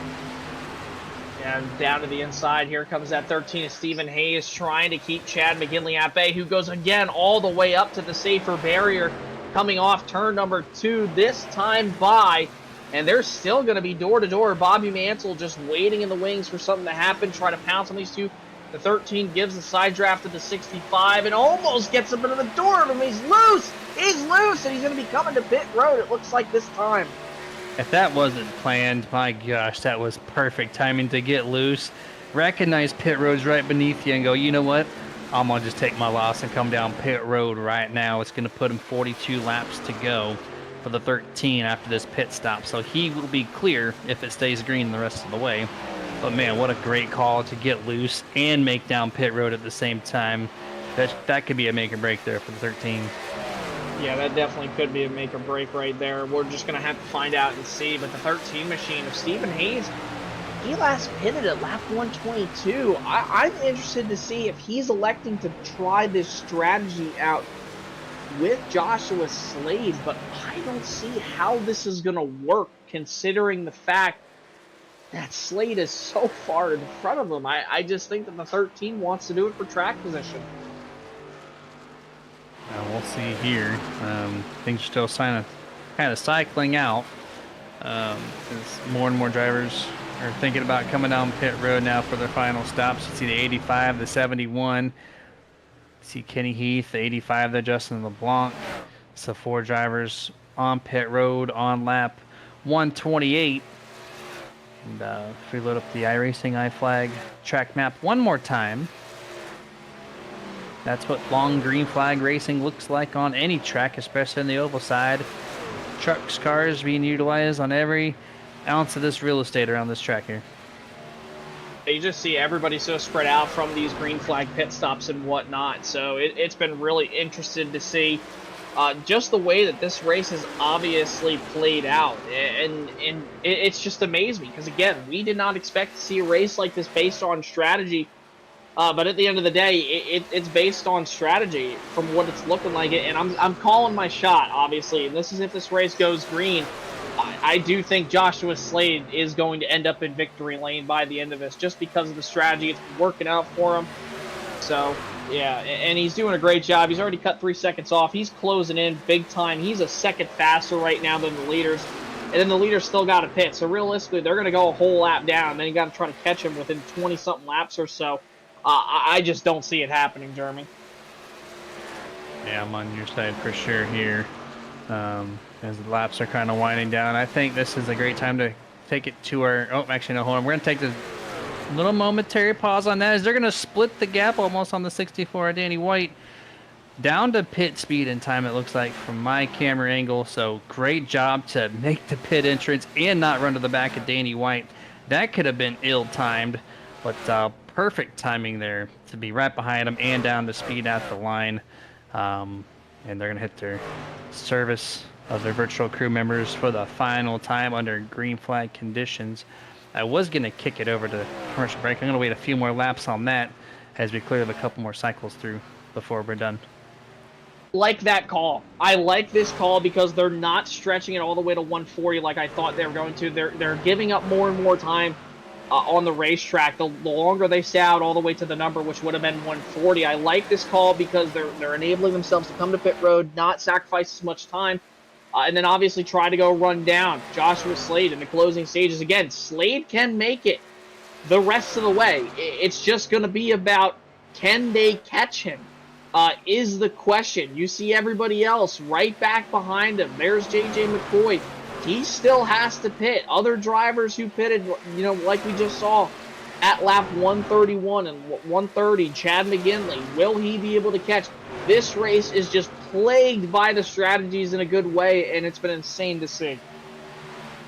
Yeah, lots of different things going on the track. It's making you confused on the numbers. It's keeping us trying to figure out who, what, and when to look at, as they're just completely spaced out. But now I think we're going to take a quick commercial break just for a couple laps. We'll be right back.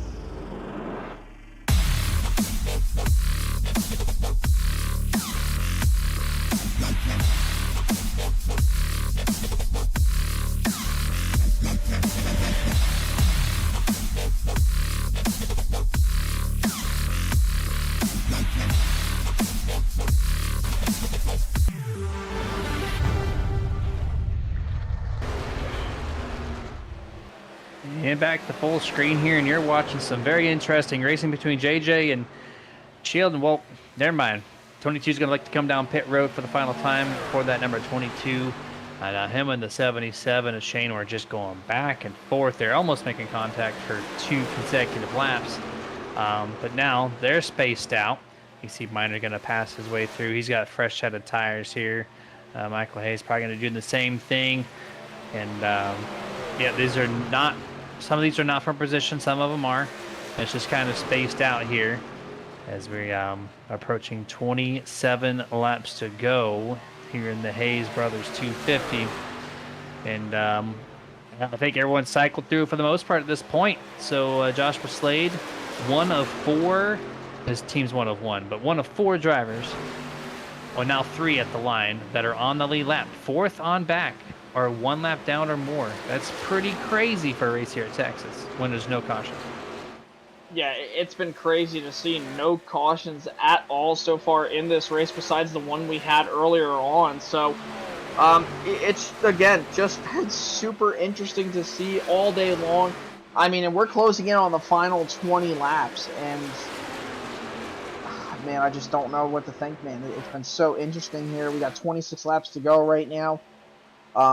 Joshua Slade, Mike Hayes, Brad Miner, Stephen Hayes you can also include, who tried that strategy. But again, I don't know why he did. Listen, bonehead of the race goes to Stephen Hayes, and I'm not saying that in a mean way. I'm saying it because he was running at the same pace as the guys like Chad McGinley and Bobby Mantle. Why would he decide, or no, sorry, he was on the same, or you know what, I don't even know. Anyways, like I was saying, I believe he was on the same strategy as Chad McGinley, Bobby Mantle, and all those guys who pitted at lap 130. That was when he was going to pit but elected to come down to the pits at lap 125, right when Joshua Slade pit a few laps prior.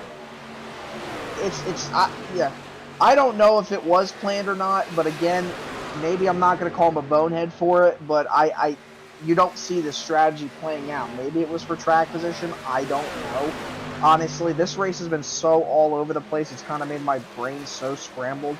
But, I mean, I don't know if Bobby Mantle, Chad McGinley are going to be able to run down Joshua Slade and all these guys, because it just doesn't look like it's going to happen. I don't know. You know, Jason's so nice. He goes to call someone a bonehead and then retracts his comment. So, yeah.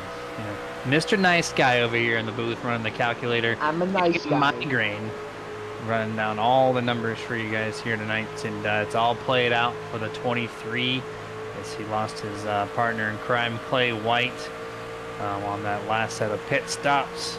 And so he's lonesome by himself, 20-second lead over the number 1, Michael Hayes, if you're still on board. The 13 of Stephen Hayes, brother of Michael Hayes, on the outside of McGinley. This has been a reoccurring thing between the 13 and the 65. They've been side by side, I think, in total 10-plus laps, you know, here and there throughout this entire race. He's going to give it up to the 65, now the 89 of Mantle. He's going to try to clear him on turn 2. His teammate Chad's going to give him that draft. He's going to assist him to basically cleared. There they go. And then turn 3, single file once more. Great teamwork there by Grim Reaper. I'm looking right now, and again, back to the whole, if McGinley and Mansell and all them will be able to catch Joshua Slade, they're not making up a whole lot of time. They're only 4/10 faster than Joshua Slade right now. It is just not enough time to catch him in the next 20 and a half laps or so. They've only cut that gap down by about 0.8 of a second, or maybe a second or so in the last couple of laps or so. The gap right now is about 29 and a half seconds from McGinley all the way up to Joshua Slade. There's just no way they're going to be able to put it this way. They are banking on a caution. There's no way they're not. Joshua Slade is going to make it to the end of this race. Yeah, and he is right there. Look at this. He's pretty much almost put him a lap down. And again, the tires are going to even out. So you're not going to make up a whole lot of ground. It's just, this race has been so wacky and wild, and it's hurting my brain. And I think I'm going to need some victory fuel after this, because it feels like I'm running a marathon in my brain after this. Oh my goodness. And there you go. Look at it. He plugs it in for me. Remember, you go to drinkvictory.com. You can also use checkout code SUPERNERD for a nice discount on your purchase. They got lemon. They got fruit punch. They got merch. Come on, baby. Go over to Victory Fuel. Support them for a great, obviously, cause. Kevin Swindell starting up the company after his terrible accident at Knoxville many years ago. Needed that different type of energy supplement for his body because, you know, obviously you get paralyzed. You can't eat. You can't drink the same like you used to. He wanted something. Tried out others. Didn't like it. Said, hey, I'm going to go and try my own thing. And there you go. Jeremy Victory Fuel was made. I think that's the first time I've ever done an ad read, probably, as a color. He did that on purpose. You know, and that's the second plug tonight too. So definitely the proud sponsor for tonight's Hayes Brothers 250, and Joshua Slade gonna be drinking lots of that tonight if it stays green the rest of the way. Him and 5 other trucks, the only ones on the lead lap here with 16 and a half laps to go. Still a 20.2 second lead. And you are correct, nobody is touching Josh. Doesn't matter the pace. He's got this thing locked down if we stay green the whole time. Now, if the caution comes out, that's not on us. I'm getting that out of the way. And there's that driver picture. Very infamous shot there to the right-hand side of your screen. I don't know what that style is called. Do you guys have any nicknames for what that style looks like? The Bieber Bowl is what Dustin's calling it. I love Tyler, the Creator. That's Tyler, Creator. That's knowledge beyond me. I don't know who that is, but... Oh my God, Joshua! If you watch this back, we gotta educate Jeremy on Felicia the Goat. You feel me? Only he's gonna get that. Only he's going to get that. Maybe Dustin got it too. It seems like he did. I don't know. Dustin might be too old. This man ain't in the 40s yet, and he calling him old over here. All right. So the next request Jason has for a camera angle, consider that denied on Dustin's side there, but he's going. Oh boy. We got a little spicy here with 15 laps to go. And yeah, there's really not much going on the track right now. It's just still spaced out. 7th through 11th are 1 lap down. 12th through 15th are 2 laps down. I see the 78 making his final stop late in the going here. Joshua Howard goes down to 2 laps down. Looking at Chad McGinn in the 65. And I'm not sure if Jason's still there. He said he was going to go home. But what do you got over there, Jason? I'm just kidding. No, I'm just kidding. And welcome back. I'm just kidding. Chad McGinley, obviously, he's still trying his best to run him down. The gap that we talked about a few laps ago, it's only gone down by about 3 seconds or so. And with 13 laps to go, he's never going to catch it because there's McGinley. Now, here's Joshua Slade. He's heading into turn number 3 right now. So there he is.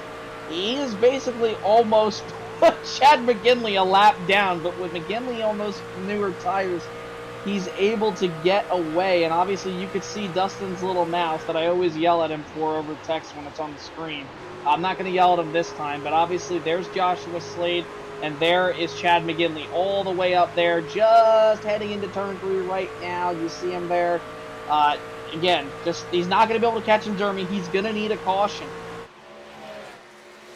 Yep, absolutely going to need a caution there, taking away a little bit, but it's definitely not going to be enough to do anything, at least for that race lead. As we have 11 laps to go, just kind of looking to the field once more, seeing where people are ending up right now. And yeah, this is the easiest win of probably Joshua Slade's career if it stays green.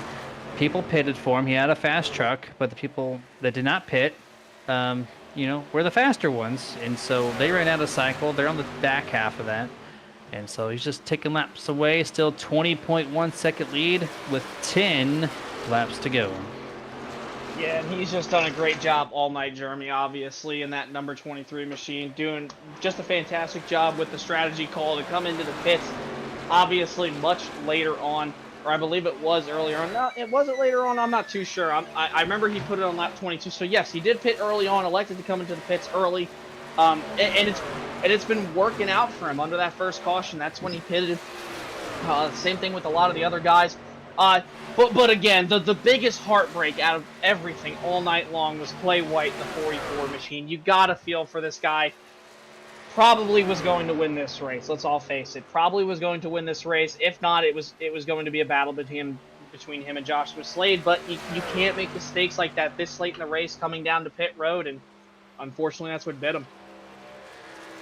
Yep, absolutely did. That would have been a shame. That would have been a great race for us to call to the finish.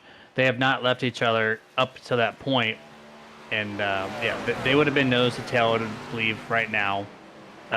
Just kind of racing each other. And great call there by our producer saying 1 of 1 is still 1 and 2 with that number 46 Bradley Minor running P2. What a race here, Jason, for Bradley. Usually mid-pack.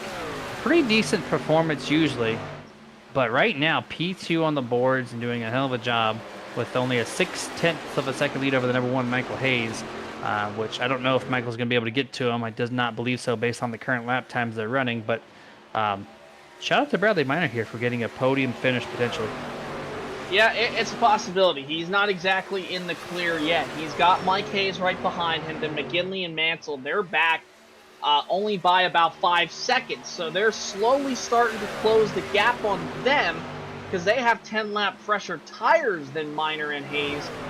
So we'll have to find out. But again, the gap here, the lift time, it's going to be hard to do so. So great run for the 46 of Brad Minor.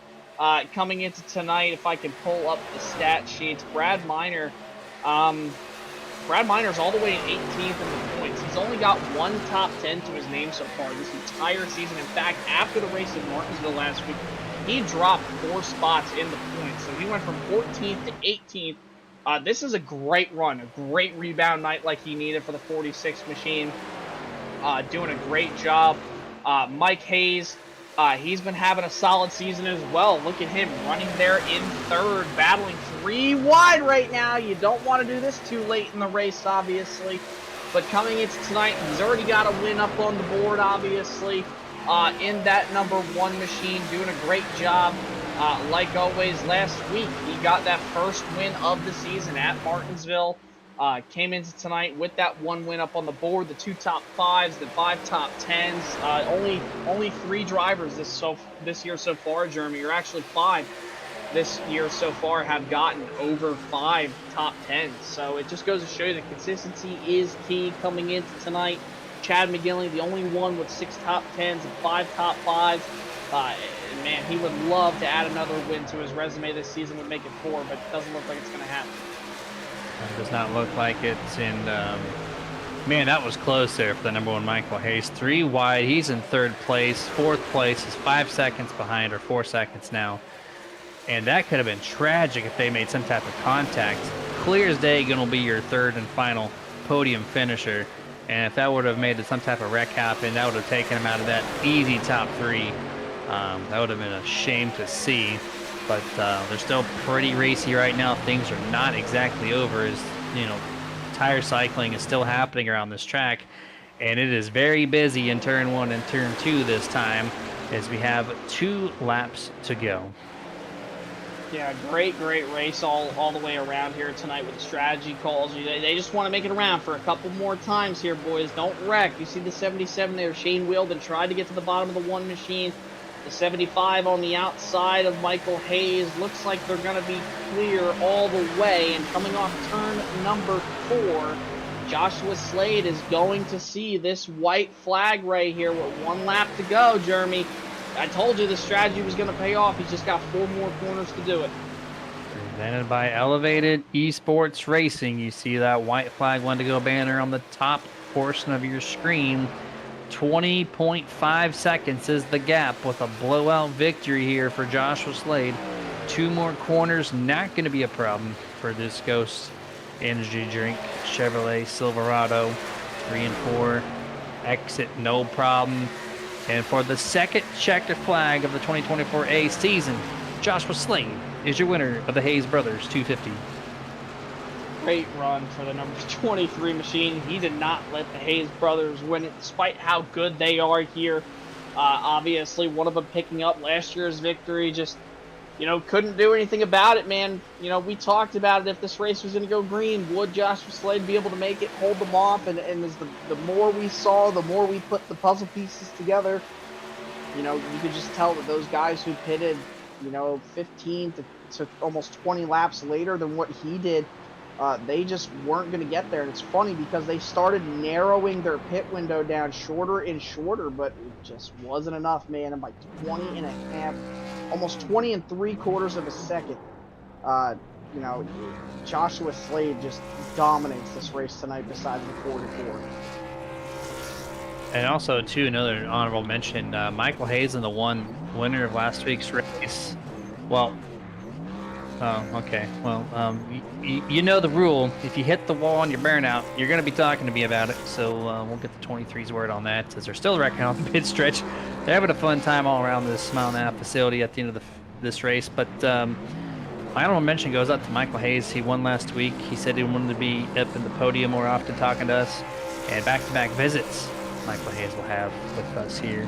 But here's the unofficial results.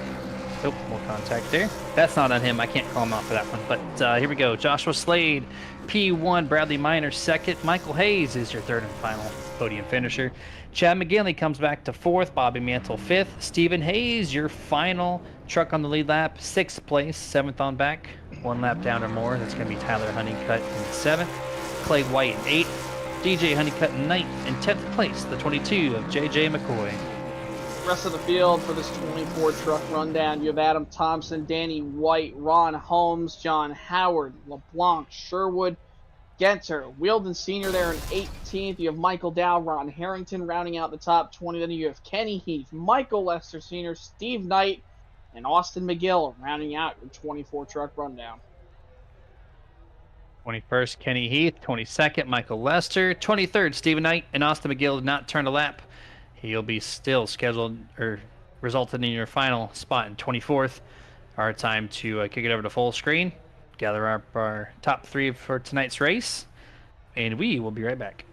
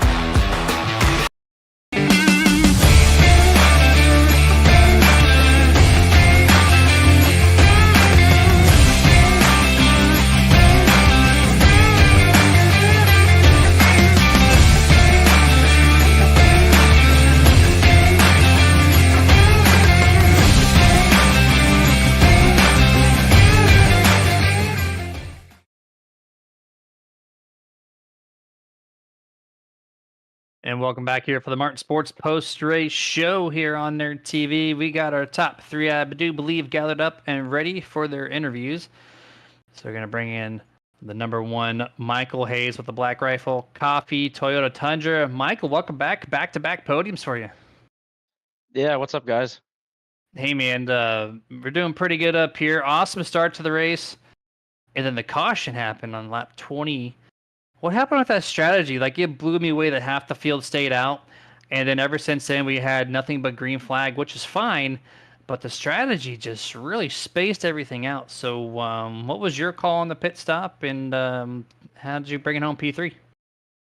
Well, running all the officials this week after seeing that first caution come out at lap 20, I thought we were going to get more cautions. So I pitted, but I didn't take tires.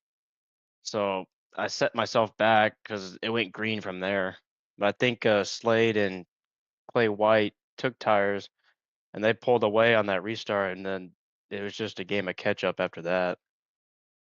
Yeah, and Michael, congratulations, man, on coming home P3. And Jeremy was just mentioning it earlier about an honorable mention. Said that you wanted last week after Martinsville, you got that first win of the season, and you wanted to talk more to the boys up here in the booth, man. And now you are. I mean, with the top 3 momentum that you've had now the last 2 weeks, I mean, what more do you think you need to do as a driver to keep this consistent roll going? Yeah, I mean, I think we got Dega next week, so that's gonna be a lot of team strategy there. But yeah, try to keep it rolling. I did a lot of practice in here at Texas, so that definitely helped out a lot. I felt like I had speed good enough to maybe win, but I mean, we'll never know after what happened. But yeah, Yeah, man. But regardless, though, awesome job here. P3 tonight, back-to-back. Talladega is always that wild card. You never know, right? So that being said, though, the floor is yours. Final thoughts before we let you go tonight. yeah. Shout out to the boys tonight, Ghost Motorsports. We had good runs. It's just strategy didn't for some of us didn't play our way. But yeah, shout out to Ghost. Shout out to you guys for broadcasting. Shout out to the league. That was a good race we had there tonight. I know it was a lot of green flag, kind of boring along the way, but it was a lot better when they're clean races, in my opinion. I agree as well. From the driver's seat, anyways, it is phenomenal. We can go green flag the whole time, but we will catch you next week at Dago. Good luck out there. All right, thank you guys. Have a good night. You too. Thank you.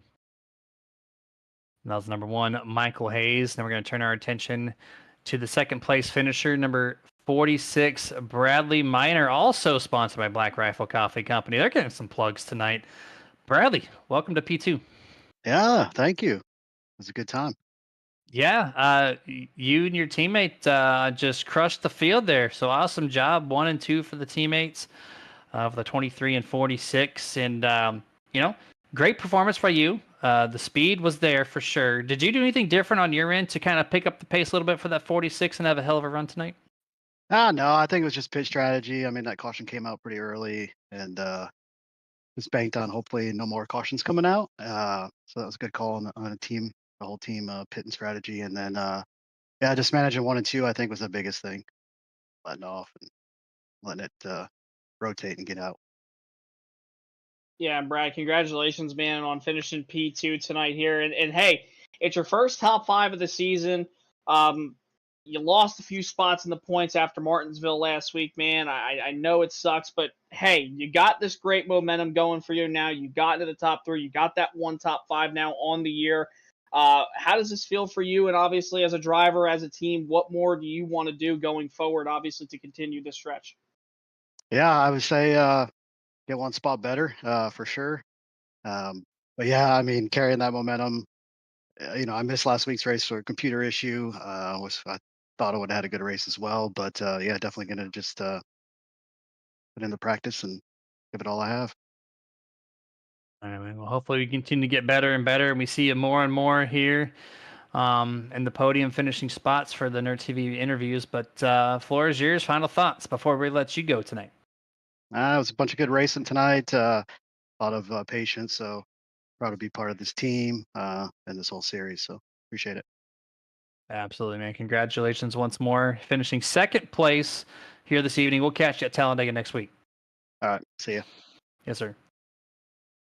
And that was Bradley Miner. And now the only non-Black Rifle truck to come on here is your race winner, the number, 12 on the Discord, but 23 of the server, Joshua Slade. New number, new performance. Find yourself P1 for the second time this year. Congratulations. Yeah, I appreciate it. And the number thing is a little bit of my fault, my error. But next week we'll be back in that 12 machine. Well, your team name is 1 of 1, and your win count is 1 of 1 in the number 23. Maybe you want to keep it. Who knows? But congrats, man, playing the strategy right by coming down pit road. You lost your teammate, newcomer Clay White. You guys were neck and neck all race long. He had the pit road entrance issue, which opened the door for that massive 20.7-second victory. So just walk us through on, was that the call you had from the start of that caution, or did you do a late call, audible to come down pit road? Yeah, I mean, those tires were pretty worn when that first caution came out, and we just wanted to go down and get a fresh set. We thought everybody was going to go down, but unfortunately that wasn't the case, and we knew we were going to be at a huge advantage if we took tires. So we decided to go down, and we just wanted to slowly make our way through the field. And then it just happened to pan out where it just was full green all the way through. And me and Clayton and just the rest of everybody on my team, we just finally made it through the team. Just unfortunate errors that we had, but it was just a really good showing from all the drivers of 101 Motorsports. Yeah, and Josh, congratulations, man. Second win of the season for you there. And I mean, talk about your teammate Clay White just for a second again. We don't mean to glaze him or anything like that, but he's been doing such a great job here tonight. And for his first outing of the series, I mean, had he not have gotten that penalty coming onto pit road, do you think you would have had the opportunity to him? Because it looked like he had the better truck. Then it looked like you were saving a little bit when you were running behind him. I mean, how do you think it would have played out between the two of you guys had it been there? Yeah. Shout out to Clayton in his first race with Global, or being back in Global now. He had a phenomenal race today. Definitely a very, very talented driver. And he showed today. He was able to run up front, run very strong up front. Just unfortunately, like he's on a boot with his foot, so he kind of with a fractured foot, so it's kind of hard for him to slow down. And I guess something happened with him shifting, and he downshifted on the apron, and it just made the truck unhappy. And then unfortunately, he spun a little bit. He was able to collect it, but he just unfortunately hit the cone. And it's just a small mistake, but it was just such a great performance from Clayton, and I'm very, very happy to have him on the team. And I feel like he's gonna actually, boost the morale on the one-on-one motorsports, and you're gonna see him up front each and every week. So great new addition to the team. So I'm happy to have him.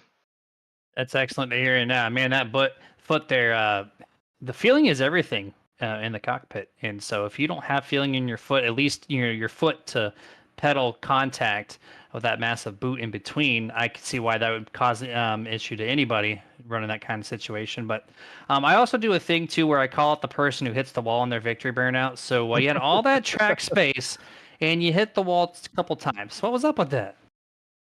Honestly, I mean, we worked very hard. We worked very hard this week, and shout out to Reaper Setups. They put out a phenomenal set this week. But yeah, we worked very hard this week, just getting the practice in, and that was just me, just letting out all that time I put in this week spinning, getting ready to prep for this race. So I didn't really practice my my burnouts. So I'll go ahead and practice next week, hopefully, if I win.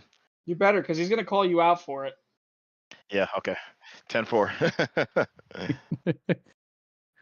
All right, man. Well, congrats on your second victory this season. Floor is yours. Final thoughts before we let you go.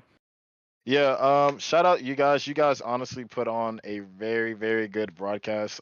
Just great job from beginning to end. I like everything that y'all do. I like the pre-race chat. I like the post-race chat. So definitely grade A content. Shout out to everybody in the league who came out tonight and support. Shout out One of One Motorsports. My drivers put in a they put in a lot of work this week. We had a huge conversation at the beginning of the week saying that, hey, we need to practice more, and if we practice, we'll be able to perform. And Bradley Miner and just the rest of my guys put on a very great show. So shout out to those guys. Shout out to Kenny and Lester and the rest of the admins. And yeah,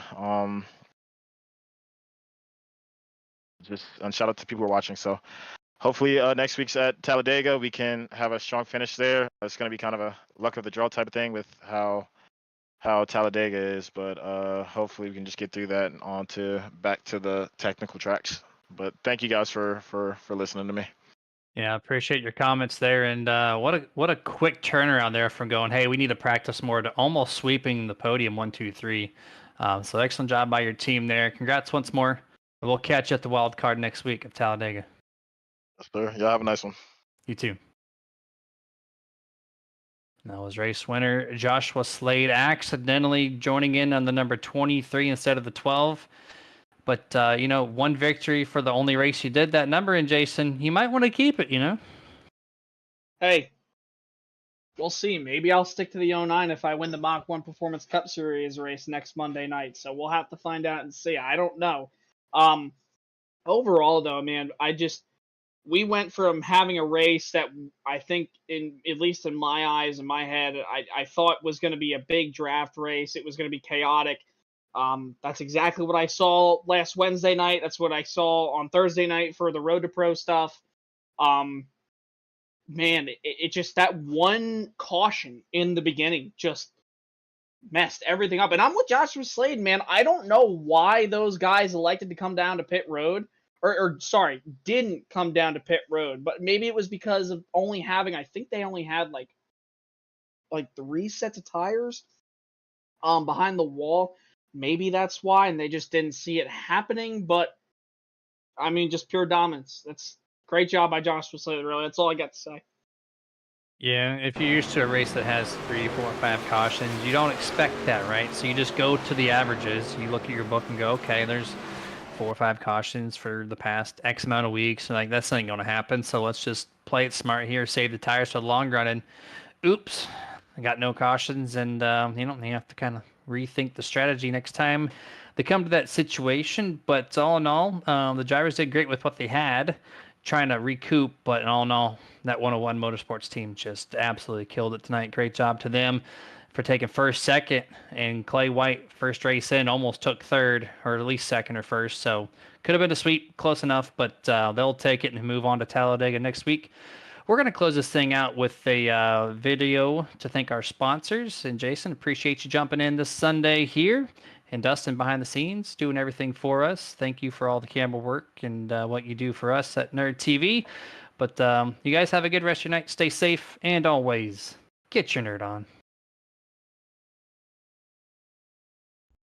This presentation is brought to you in part by Martin Sports. Get the apparel, look stylish, be badass with apparel from Martin Sports. martinsports.gg. iRacing iFlag. Must-have flag marshaling system for any aspiring sim racer. Get yours today at iracingiflag.com. Boomer button boxes. Total sim control at your fingertips. boomerbuttonboxes.com. If you race hard, then you need to rock hard. And no station gets you harder than iRock935.com. If you're a collector and that's your game, then Dusty Pete's, that's the name. DustyPete's.com. TWRS. Got the rig? Got the sim? Now get the speed with setups from TeamWatsonRacing.com.